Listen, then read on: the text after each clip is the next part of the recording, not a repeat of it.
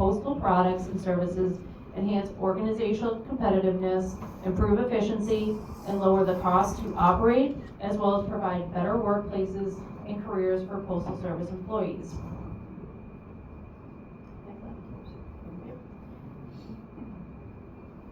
So what are we looking at here? So this is really what the future postal network is slated to look like, and Brockton has been identified as one of those plants to fit into this network model. So to that point, the diagram here shows our future postal network model from end to end, as established by the Delivering for America plan. As depicted in this graphic, it's a streamlined flow of mail and packages in a logical and integrated manner. The model includes new types of facilities that we'll cover on the next slide. On the Delivering for America plan, and the evaluation of our existing operations and facilities is all about investing in the nation's aging and outmoded postal network. Since Delivering for America launched, we have committed nearly $15.3 billion of the plan's $40 billion, which is a self-funded investment budget that will create this new network. We will make all these changes while maintaining the high service standards we implemented in the plan's first 2 years. We will continue to meet our mission of delivering 6 and sometimes 7 days a week to nearly 165 million addresses, which is required by law, by the way, all while making the necessary middle mile improvements so we will deliver service excellence in the future. This ongoing review was initiated to evaluate what role the facility will take in the redesigned postal network. So let's take a look. So this chart here shows 4 primary types of facilities that will comprise the modernized postal network under the Delivering for America plan.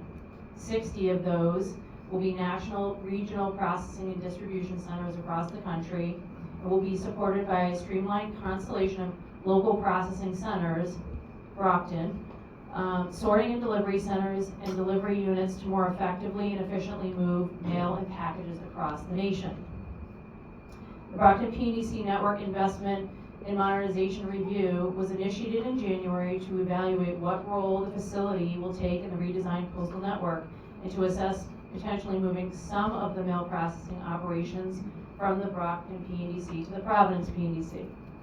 Transferring some of the mail processing operations to the Providence PNDC will mean that a significant percentage of the mail collected locally will travel across the wider USPS transportation and processing network over significant distances to reach their final destinations in a more efficient manner.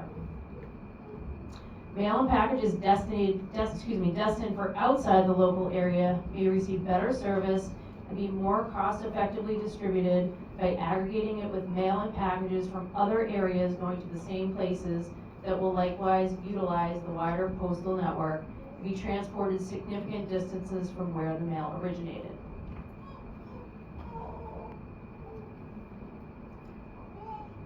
So what is the Brockton PNDC modernization plan? What does it really look like? So before we dig into the details, as mentioned, I know this was a past narrative, but this mail processing facility review has this building staying open and really operating in a very similar format to what it's doing now. So the facility will not be closing. It will be repositioned as a local processing center. And with that, there will be no clear employee layoffs. Let's talk a little bit about what a local processing center or an LPC is. LPCs are an essential component of our network. LPCs like Brockton will connect our PDCs and SNDCs, so the bigger facilities that we talked about, that their role will be more to aggregate volume going out to the network and essentially capturing that mail coming back in to redistribute back out to these LPCs like Brockton. And for those of you out there that are familiar with the networks, kind of like Springfield. So that LPC will still be connected to a larger facility, much like they are today in the network frame. And then they'll also be connected to these SNDCs, which are facilities that house a several number of delivery units to deliver mail. So will greatly benefit from the Postal Service's planned services aimed at boosting revenue and strengthening its presence in the community. This facility will provide enhanced package processing and distribution capabilities in the local market, as well as improved amenities for the Postal Service employees. The enhancements made to this facility will lead to investments of up to $7 million. And those will be dedicated to modernization efforts and addressing deferred maintenance needs. So let's talk about the benefits of an LPC, or what we're proposing that the Brockton PNDC become.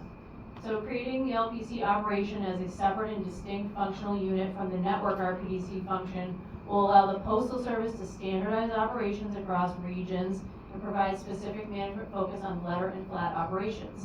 This concept leverages the existing investment in people, equipment, and buildings while allowing a transformation in the regional mail flow that captures significant operational and logistics savings. It is anticipated that LPCs, once modernized, will maintain the following destinating operations once converted to the LPC. That would be destinating packages. Brockton already does their own destinating packages. Destinating letters and flats. Brockton already does their own destinating letters and flats. Destinating bundles. As of a year ago, Brockton now processes their own destinating bundles, so actually an increase in volume from where they were a year ago. Manual letters and flats. Brockton already does their own manual letter and flats. Express. Brockton already does their own express. And then the business mail entry unit, which is connected to that facility, will remain. So really, Brockton is already doing all of those things. So finally, the business case supports transferring mail processing outgoing operations to the Providence PNDC. And currently a majority of mail and packages are destined outside of the Brockton area to the rest of the world. So what does that really mean? I mean, when you look at, I guess we can go, we'll get there in a couple of slides. Let me just move on. But the bottom line is what the organization in the Delivering for America plan sees as, or identifies as, an LPC. Brockton is already fits that mold. It's already there. It's already doing all of those things now. And the idea is that we'll be able to, the idea is to become more competitive in that package arena, take on more volume, and service our customers. All right, so when we talk about investing into the Brockton, or future state Brockton LPC, what does that mean? I think we can all agree that Brockton could use a facelift. I mean, they're and organization-wide, right? There's been a lot of deferred maintenance, over the years. I think it doesn't really matter what facility you've been in, whether it's delivery, whether it's retail. We all deserve those upgrades. Kind of similar to when you're in your house and you want to upgrade something, but the reality of the situation is, I've heard the PMG speak quite a few times, and one of the things that he really wants that employee experience to be enhanced. He wants there to be a great employee experience, and that starts with the actual workplace and when you walk through the door. So to that point, some of the investments will be workroom floor lighting will be upgraded to LEDs. Flooring will be repaired and refinished. Impediments to open process flow will be removed. And I'll just say this, right? Having managed Brockton many, many years ago and seeing a lot of facility layouts, Brockton could really use a nice retool and refresh on their layout to be a little bit more streamlined. You get some wonky aisles. You have things that really could be improved. And through this investment, that's really the idea, as we talk through this. So, I mean, and not to mention, employee amenities like restrooms, lockers, and break areas.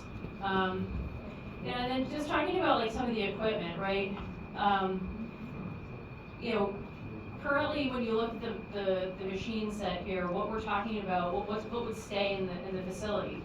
Well, right now, I think there's a total of 9. There's 6 DBCS machines and 3 Dios machines. Mm-hmm. We would be taking one of the Dios machines out. 2 AFCSs would be removed. 2 of the low-cost tray sorters would be removed, but replaced with a high-speed tray sorter. And for anybody that's had experience with a high-speed, it's significant improvement when it comes to sorting trays and being more efficient on that front. So, you know, when we talk about the overall equipment set, we 6 delivery barcode sorters, 2 Diodes machines or delivery input-output subsystem, 1 flat sorter, which you already have, 1 automated parcel bundle sorter, which you already have, and then the La Creme, which you already have, the low-cost reject and coding machine, and then the new piece of equipment would be a high-speed tray sorter that would replace the 2 low costs that you have in the building. So as far as like the business case here, the Postal Service, you know, if this is approved and moves forward, would plan to invest anywhere between $8 to $10 million in the Brockton LPC for modernization, deferred maintenance, and new processing automation equipment, the high-speed tray sorter, as mentioned, as we prepare the facility to serve as an important contributor to operations in today's economy and far into the future. While we undergo this process, retail and other services currently available remain unchanged. A local postmark will continue to be available at retail locations in the community.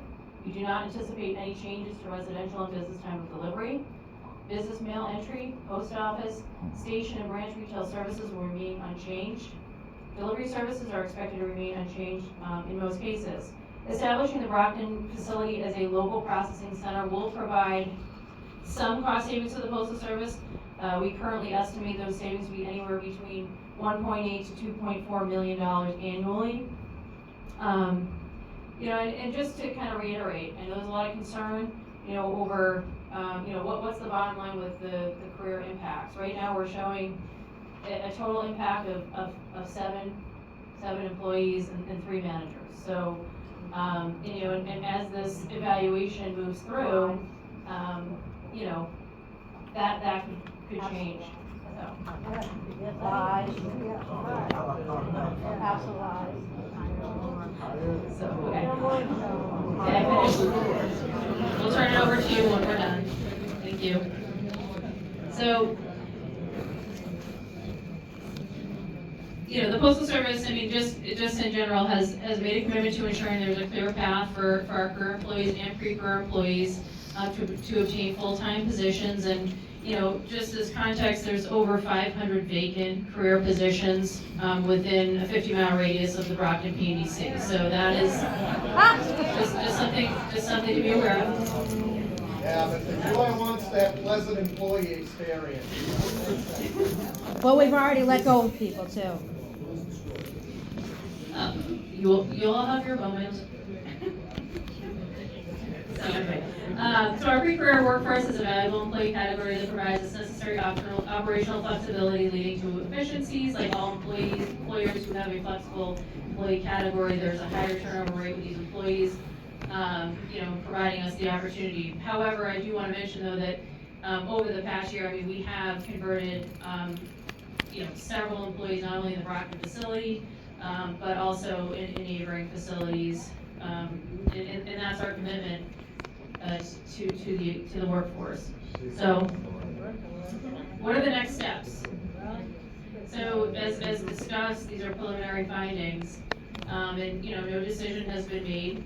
And as we continue to move through this process, you know, we'll consider, you know, your public comments, your feedback, and you know, certainly there will be a time where decision is made, you know, after this meeting. So we'll have an additional 15 days to submit written comments, and there will be a QR code that you can submit those comments if you haven't already had the opportunity to do that, or feel free to do that. It's not active. And then once we'll check on that. So, and then once we review the public comment, we'll conclude the facility review and communicate the final decision. So a lot of you asked the timeline, you know, what's the timeline on that? I can tell you right now, it's 15 days from today, or tomorrow, so March 21st is the last day that the public comments will be accepted, and then as far as like the timeline beyond that, it's to be determined. It's under review. Once we leave this space, all this information will be collected and go back to the functional groups that prepared this information, taken that feedback and provide that information down the road. So, just a couple of things I wanted to mention before we turn it back over, but, you just flip this slide here, thanks. So, fiction versus fact. So before we get into questions, I want to address some of the misinformation and disinformation that's continued to spread about what we are doing here in Brockton and throughout the country. So by laying out the facts, we hope that we can clear up any misconceptions you may have been told before you have an opportunity to ask questions. So, fiction, the Postal Service is closing this facility and laying off employees. Fact, there will be no employee layoffs, and we're keeping the Brockton PNDC open and repurposing it as a local processing center.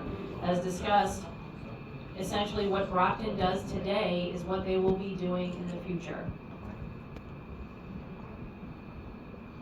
The next piece of truth I want to address is that our network modernization initiative will slow down the mail and that moving some mail operations to another facility will slow down local mail that is originating and destined to the Brockton area.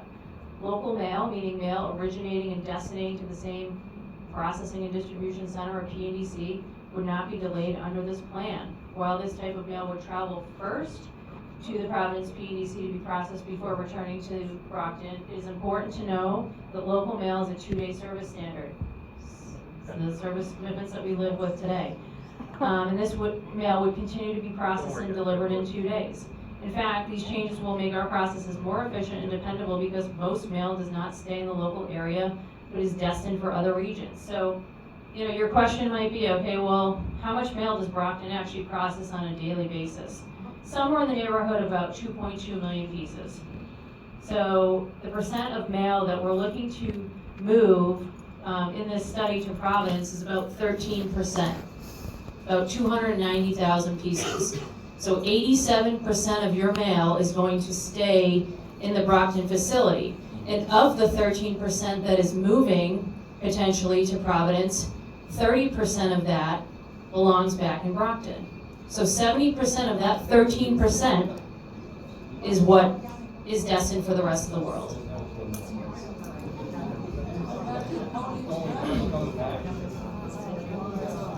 So anyway, so long story short, we know there's a lot of disinformation surrounding how this process will impact the election mail. Here are the facts. This network modernization initiative will result in improved service performance for years to come for our customers, including election officials and voters. We are still in the early implementation stage of our network modernization efforts.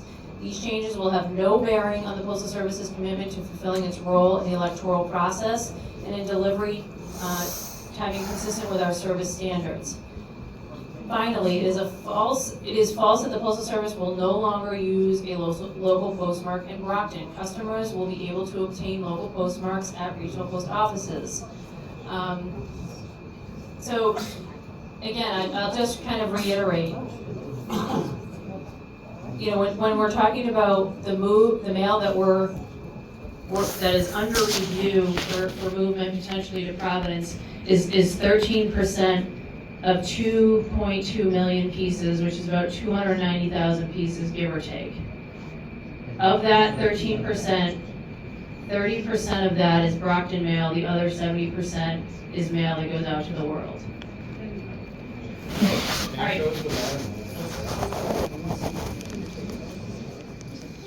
So anyway, at this point I'm going to turn over to Steve.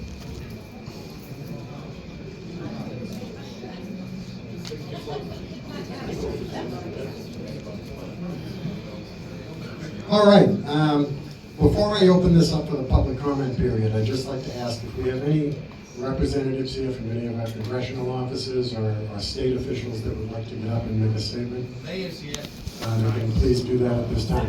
Just step up to the podium.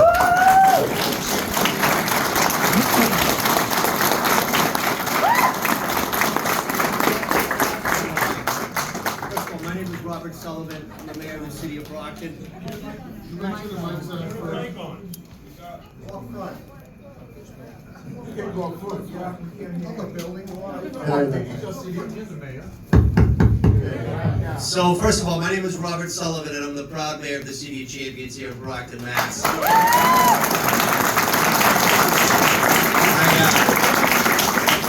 I want to thank, first of all, the library folks for hosting this here today. What I just heard dismays me immensely.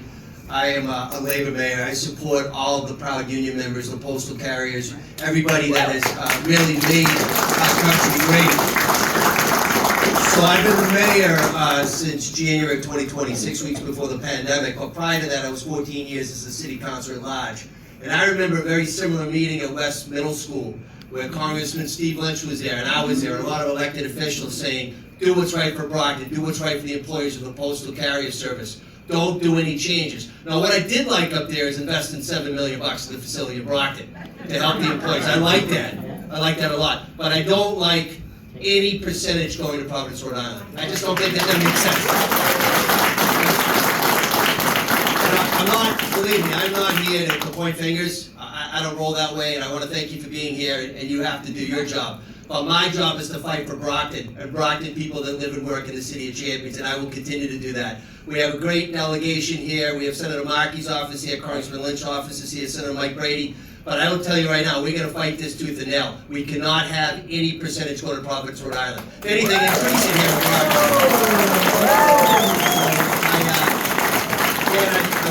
I want to thank the turnout here. There's a lot of people here that, if you live in the city of Brockton, raise your hand. Yeah. I want to thank you. If you work in the city of Brockton, raise your hand. I want to thank you. We're going to continue to advocate. I know you're here again tonight at 5 o'clock, but please put me on record. I'm adamantly opposed to any modifications other than the $7 million beneficial renovation to the facility here in Brockton.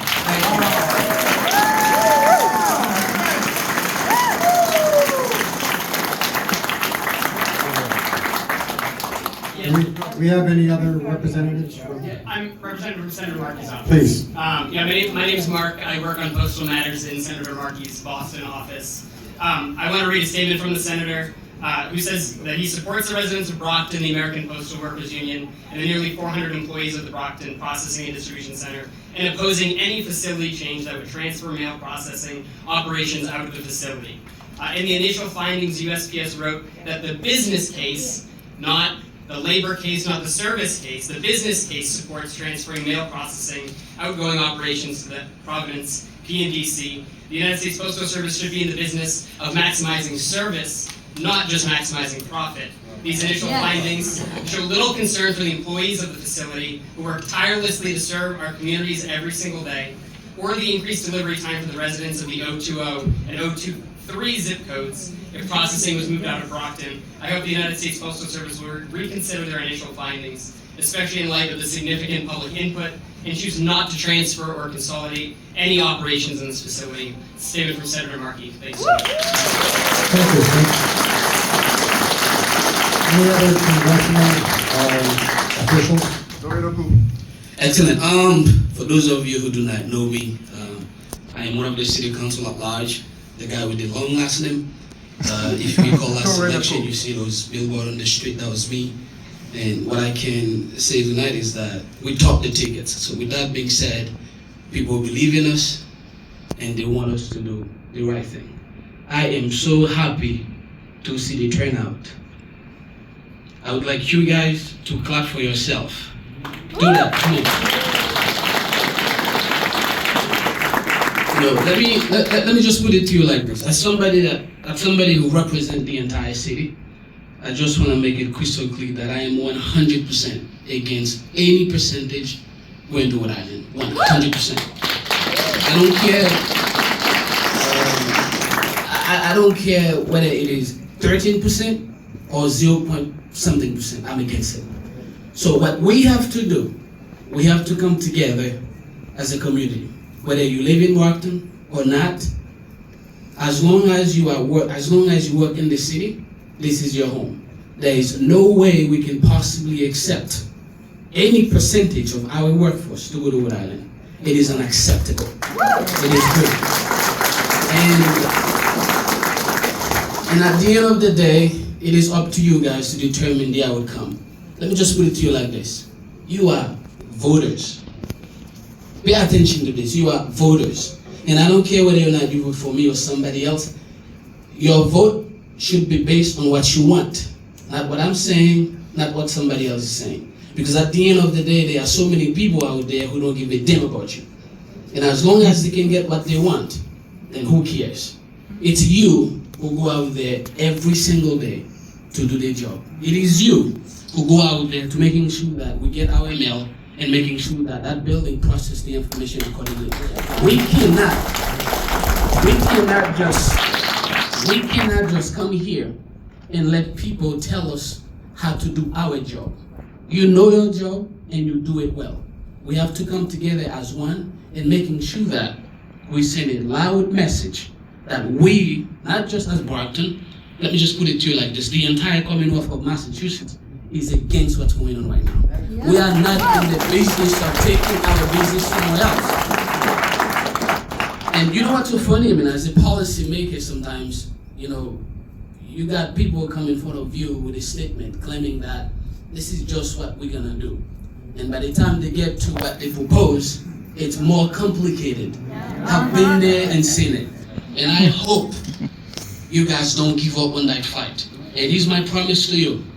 I may have an accent, but I will fight with you until the end. Let's do this.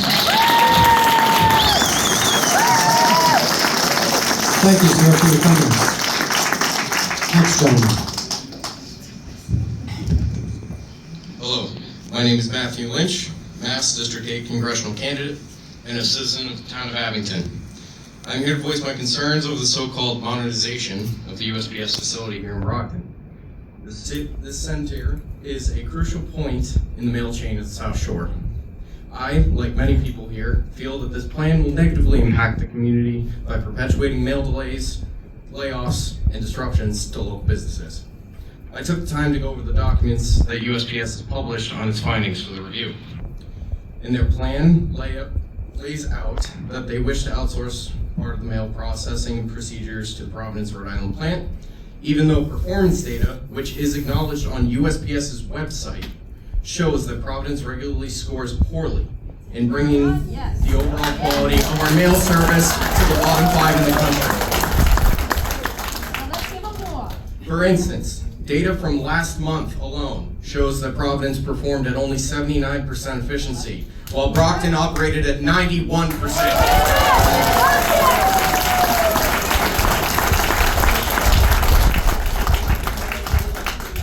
Overloading an already underperforming facility with more mail to be sorted, processed, and distributed to its destination will surely cause worsening quality of service going forward.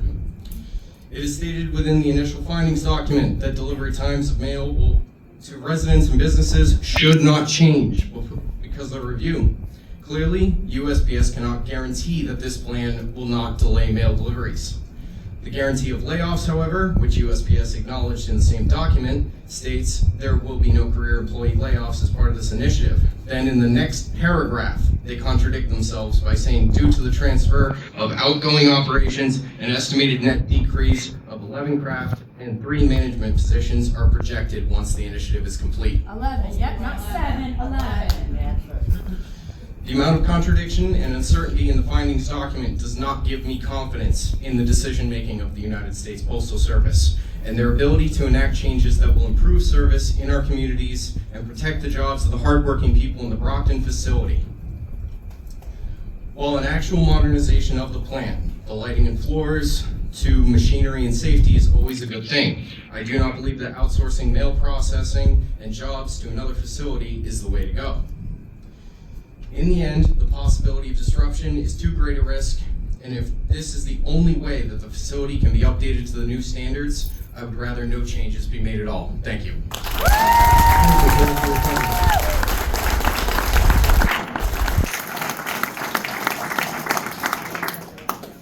Hello everyone, first of all, thank you all for coming. My name is Tyler, I'm a district representative with Congressman Stephen Lynch's office, and just wanted to share a statement from him.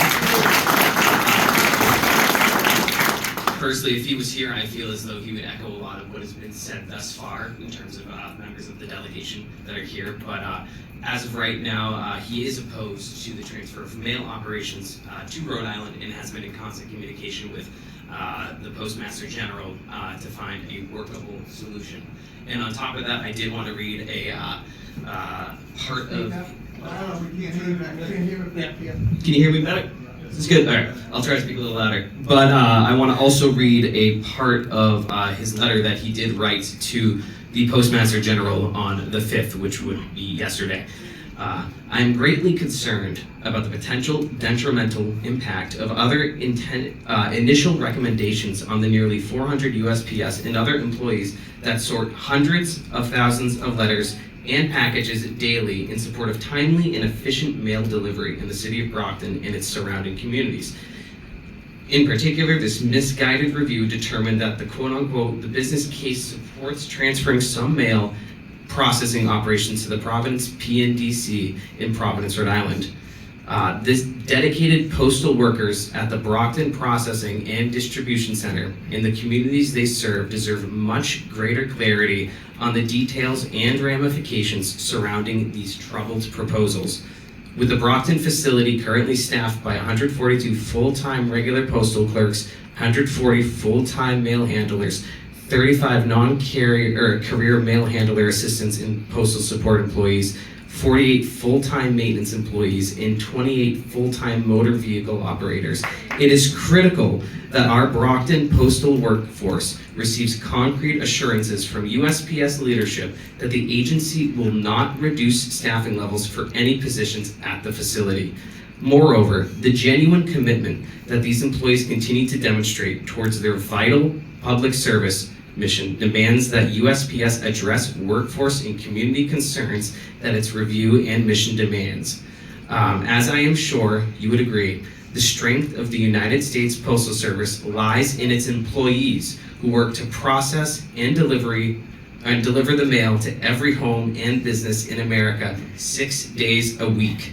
I would urge you to ensure that continued USPS efforts to modernize postal operations and the mail network nationwide remain reflective of their dedication and sacrifice to their job and communities. Thank you. Thank you, sir. Are there any other congressional officers or state officers representing who would like to speak? Okay. If not, I'm going to open it up to the floor, but before I do that, I just want to say we have I think it was already mentioned that we're doing 2 of these meetings today. Because of the anticipated overflow crowd, we're doing this meeting until 4 o'clock. We have another one scheduled from 5 to 7 today. I am going to ask you when you get up to speak, just for the courtesy of the other people in the room, to limit your comments to 2 minutes so that everybody has an opportunity to speak. If everyone gets up who wants to speak and we have additional time left, we're not going anywhere. You can come back up to the microphone and say as much as you'd like to. But for your initial comments, if you could limit them to 2 minutes, I'm sure everybody else in the room would appreciate it also. If you're interested in speaking, just step up to the line in the front here of the microphone, and we'll start with this gentleman. The floor is yours. Yeah, Sean Sweeney, Vice President, National Postal Mail Handlers Union, Local 301 of New England. I'd like to start out first by thanking our elected leaders and their representatives that showed up to support us today. Thank you very much. So this is my 3rd go-around with these public meetings in the last month. So if it seems redundant to you, it probably is, but we'll go through the motions here. Couple of things. So your fine print up on all your slides. And again, you're using smaller font now. Excuse me if I can't read this, but presentation reflects the current strategic planning of the Postal Service. I'm kind of ad-libbing right now, but basically it's not final, subject to change, blah, blah, blah. So, you're soliciting feedback from all the good people who showed up here today. When you take that feedback, or not take it, but your plans change, will you hold further meetings to solicit further feedback? The answer to that is no. And the reason is we're looking for public feedback on the overarching proposal. From this public feedback, some of the details might change, but we're not going to hold a public meeting to say, should we paint the walls gray or blue? Should we have 6 DBCSs or 7 DBCSs? Because the general public really doesn't care. Exactly. So when the minutia of the details are worked out, no, there won't be another public meeting. And honestly, no one's giving feedback on what color the walls are. It's kind of insulting that you're putting it out, it's in your plan to upgrade lighting and paint the floors. That stuff should be in the budget already, it should already be done. That's say. All right, and, you know, Christine mentioned that Joy wants this all kumbaya work atmosphere, and everybody to get along and be happy. The same breath, you know, well, we'll find jobs for you within 50 miles. Okay, that's not just having a great work experience. And what you don't say on top of it, which the unions will handle it as we always did, the staffing packages. You toss the place upside around, changing everybody's work hours and shifting around and everything comes out the same. But you got people working different hours, backfilling spots. You know, we'll work that out contractually, but that's not put out here to the public either. You know, that's what we sign up for. We'll deal with that shit, but, you know, that's not having a great work experience either. All right? Your QR codes, we were up in Bangor last week, they weren't even working. They're still not working, not now. Still not working. And honestly, don't assume people have a cell phone, cell reception, internet access. They don't. Not everybody does, especially in rural Maine. You know, I think that was brought up last week too. Why aren't we using our own product, mailing this out? You can hit every mailbox in the country. Self-addressed stamped envelope to return that survey. Why aren't we doing that? Absolutely. It's our own product. Can you answer that? No, sir, again, this is a public feedback session, it's not question and Yeah, answer. I know, public feedback. So my next one will be, how do you expect to get proper feedback without answering the public's questions? They don't want the feedback. Again, this isn't about us telling you what we think, this is about No. getting your feedback. Yeah. It's a one-way process, Well, you why tell us what you people think. You're putting out these slides, it's a lot to swallow here. You're not giving out much, but it's tough to figure out. The general public in here, all right, I work for the place. All right, yeah, I get the anagrams or whatever and can figure out what 4 letters means and what it refers to. The general public does not know that. All right, they have questions. You answer their questions, you'll get the proper feedback. Whatever you do with the feedback after that, it's up to you. But how can you not answer questions? How? Again, sir, it's a public feedback forum, that's what we're here for today. It's not a question and answer Yep. session. Yep. And this being the third one you've attended, you of all people should know Yep. that. Well, I'm going through this for everybody else who did not attend the last 2. I'm gonna ask the same questions. And next week in Burlington, I'm gonna ask them again for everybody else up in Burlington, Vermont that hasn't attended the last. Thank you, sir, for your time. Are we on the 2-minute thing again? We're a You little didn't- beyond You didn't it, but bring that up. Thank you for your comments. Yeah, well, I'll be back out.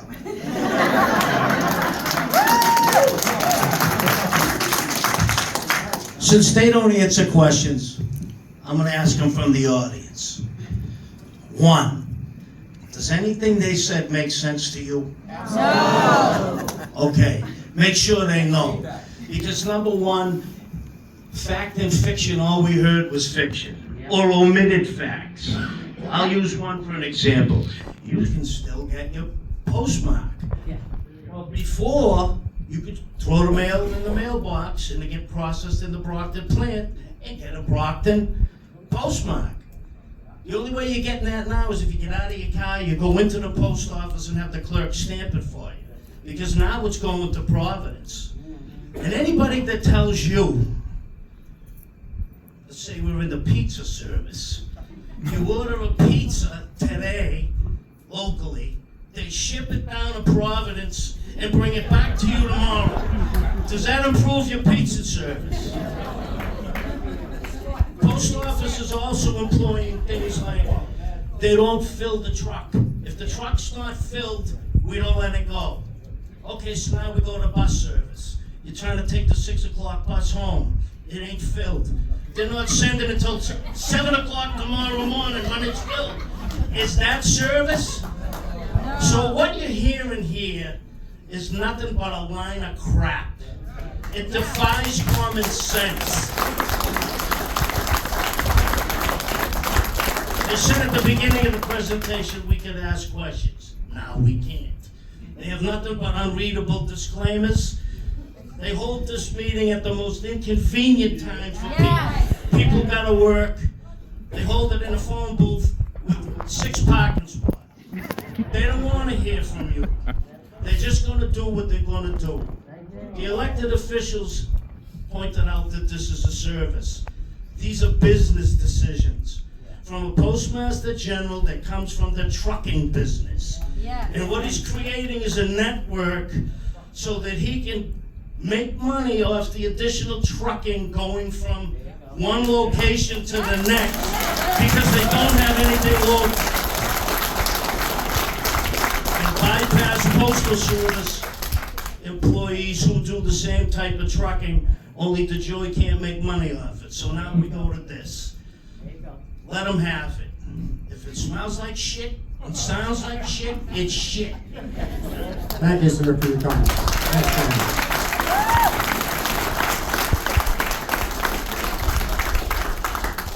Scott Adams, President of the American Postal Workers Union of Maine, also President of the Portland Maine Area Local.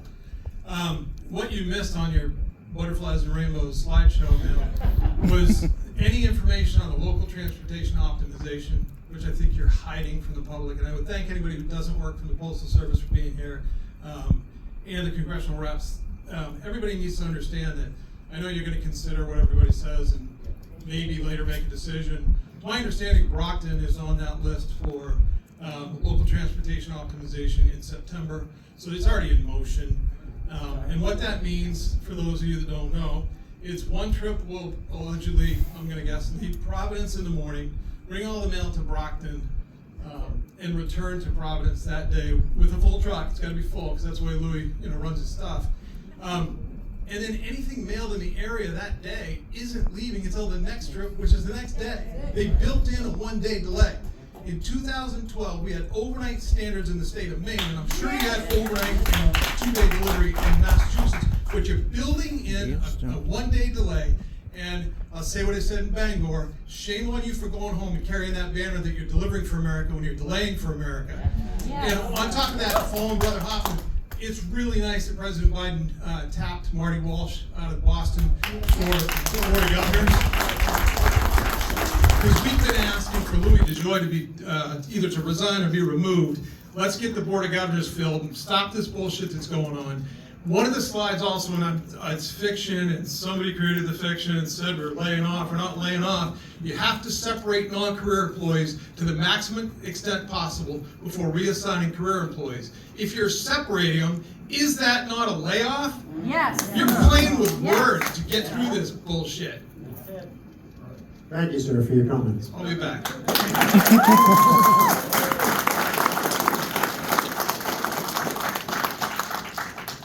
Hello, my name's Tom. I'm the clerk craft director of the Bangor Area Local 536. So I have a couple of questions, and I know you're not going to... Speak into the microphone. So I have a few questions, and I know you're not going to answer them, but I'm going to ask them anyway. But before that, I'd like to comment on feedback being one way.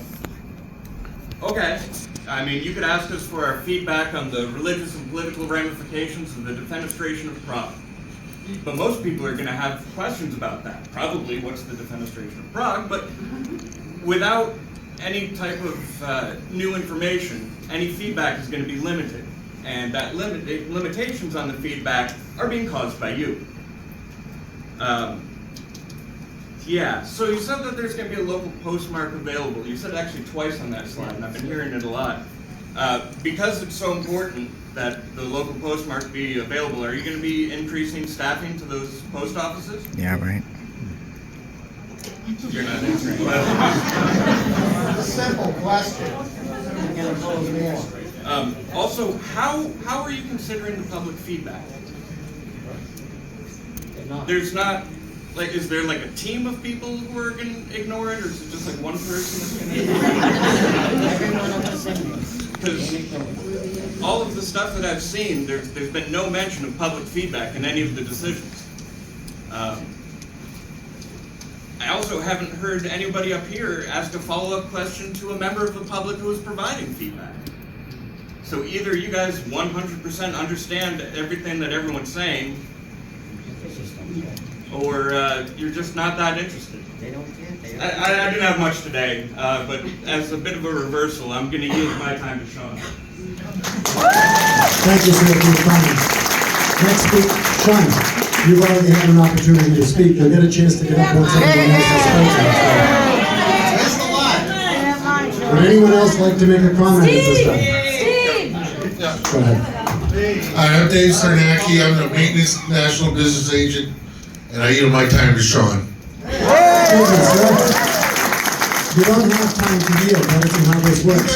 2 minutes. No, you don't have 2 minutes. You have a comment. When you we ask you to keep your comments to 2 minutes. When your comment is over, we move to the next speaker. Thank you. You have the floor, sir. Hi, Steve Guerrieri, President, South Shore Area Local, here in Rockland. I just want to follow up on one thing.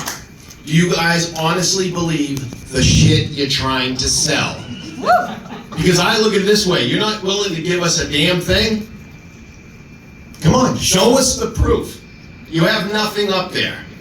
And the rest of my time, Sean, it's all yours. Sean, again, have a seat. There is no additional time. Would anyone else, before Sean gets the second bite of the apple, would anyone else like to speak? If no one else would like to speak, Sean is a gentleman coming from the back.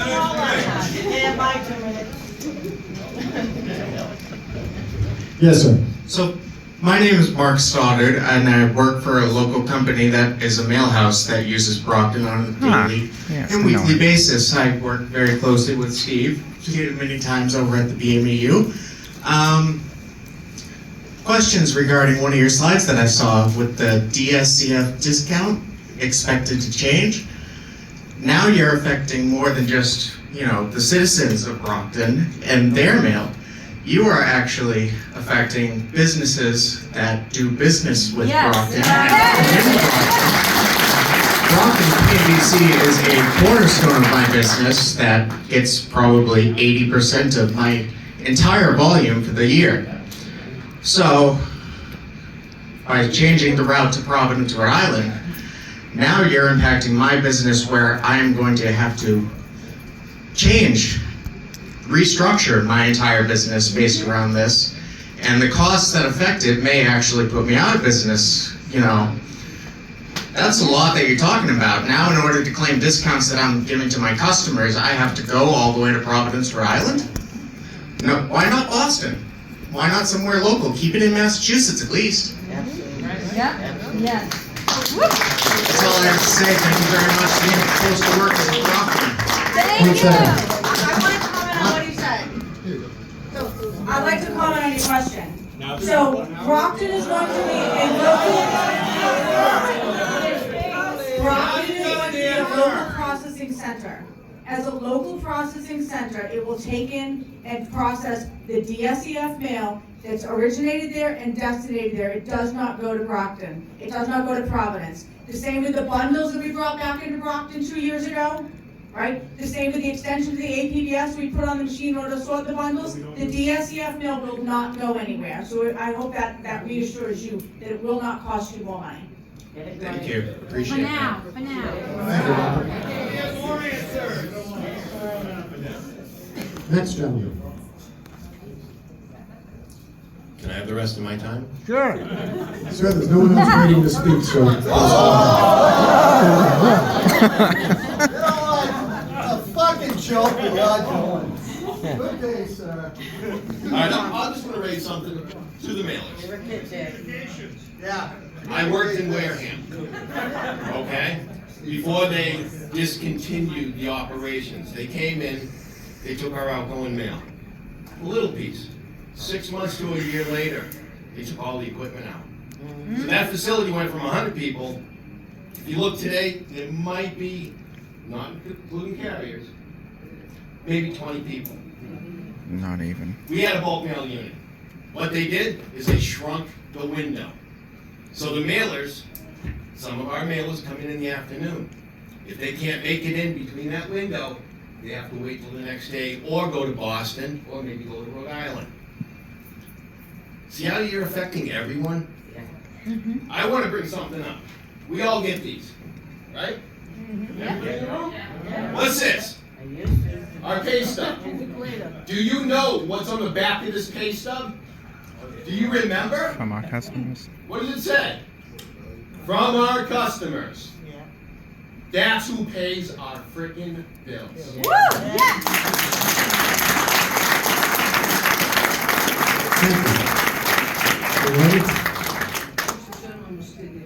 My name is Donna Pugliafico. I am a retired postal employee for 33 years. Did not work in Massachusetts. Started out as an LSM machine clerk. I don't know if anyone remembers those.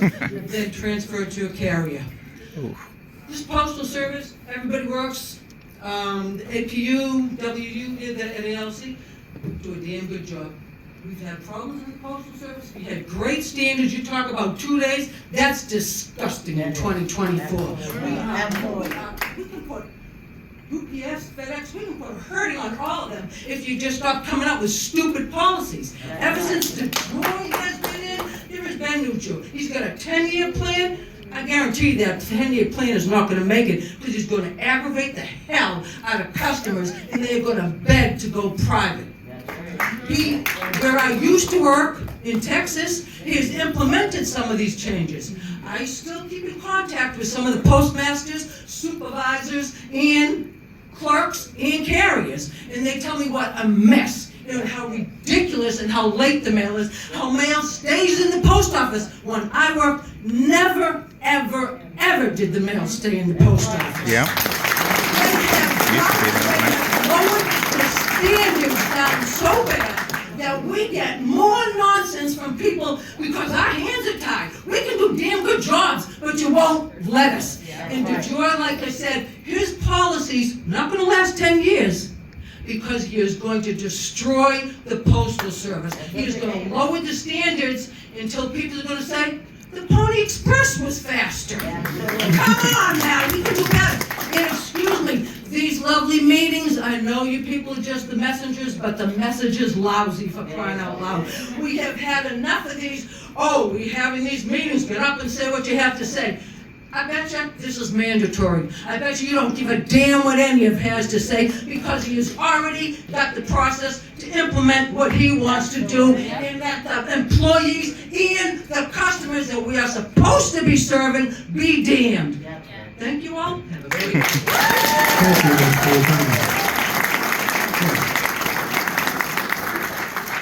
Am I good to come back up?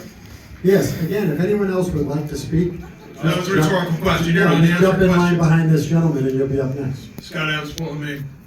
Two things. You mentioned election mail and how confident you are that the Postal Service is going to continue to deliver absentee ballots now and into the future. We've disenfranchised so many voters. The number of absentee ballots, at least at my facility prior to Super Tuesday, was disgustingly low. When you get to the point where a customer believes that their ballot's not even going to make it, they're not going to send it in. When you build in those delays, when it takes 3 to 4 days to get to the town hall or wherever it's got to go to be counted, they're just not putting it in. And we've had so many people vote by absentee through COVID. That started it, but everybody figured out how easy it is and continues to do it. I think that election mail needs to be top priority, and I hope the elected officials are listening and realize that even if you say you're going to do it, we're disenfranchising the voters to even participate. The other thing is, part of this 10-year plan, and when these people who showed up because they're paid to show up and the rest of us show up because we want to be here, listen, part of that plan, and DeJoy will say we're going to make delivery 95% of the time on time, it's because they widened the strike zone. They changed the standards. If it were 1 or 2 days, they couldn't do it. You heard the congressional rep, 71% or whatever, that's disgusting.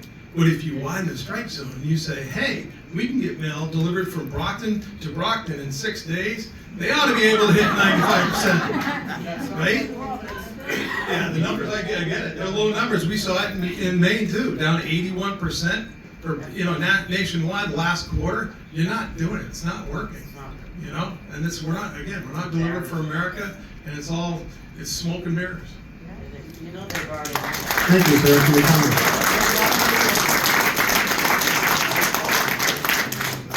Is there anyone else who'd like to provide feedback at this time? Step up, sir. Thank you. Morning, everybody. I know a lot of people are sometimes shy to get up here. I want you to raise your hand if anybody in the room agrees with what's going on today. I just want the record to reflect that not even management raised their hand.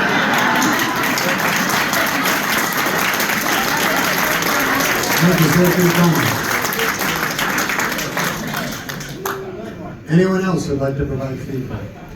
Oh boy.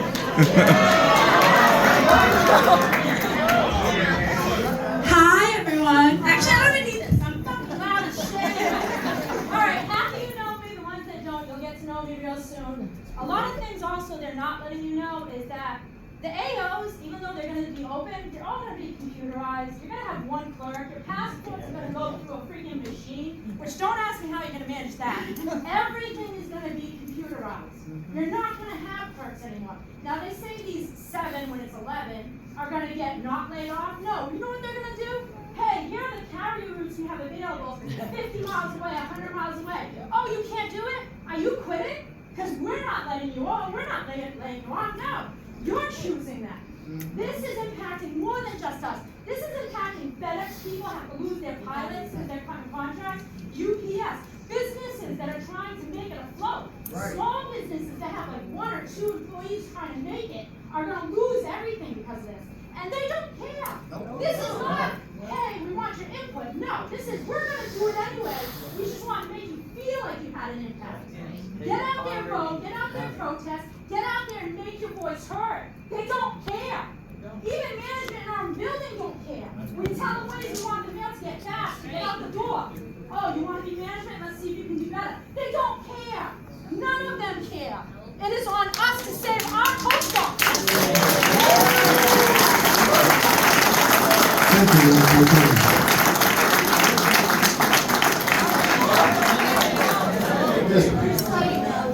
I'm getting angry. No. Yeah, you get up there.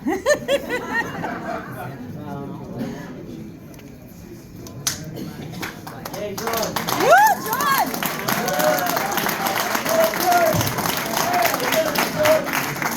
Hey, some of you may remember me. We love you, George!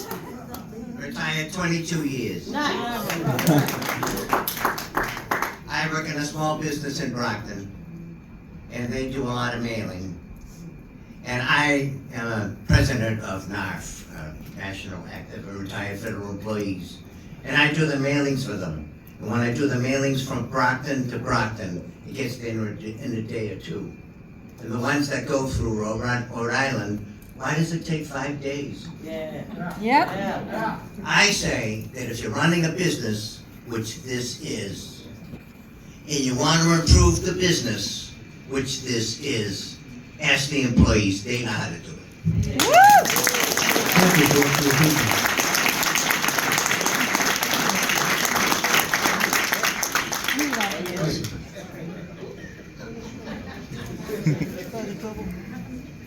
This should be an easy one. I know you're not going to answer. Oh, you missed it.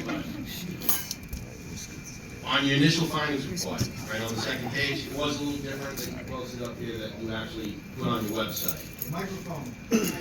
Microphone. All right, but either way, I'd like you to focus on page 2. All right, you guys put a note on it. And I just happened to be reading the other day, I'm like looking at it. I'll read part of it. It says, there will be no career employee layoffs as part of this initiative. The numbers presented here reflect the data available as of October 6th, 2023. It's funny, right? Because I am the union president and I do file grievances. But I submitted requests for information. First request, 1/18/2024. Second request, 2/9/2024. This is my third one, 2021. I finally got the information 2 days ago, but I didn't even get everything. Because here's the thing, right? Where is this one? There's only 10 items I'm requesting. Management's response. Items 1 through 7, not available at this time. The last request. 3. That's all I'm looking for. Three pieces of information. Copy of all documents to support management's claims of their findings. You didn't share it with us today. It's not available at this time. But it's funny, in your findings, it states a date that you guys use all this information. Why isn't it here today with us?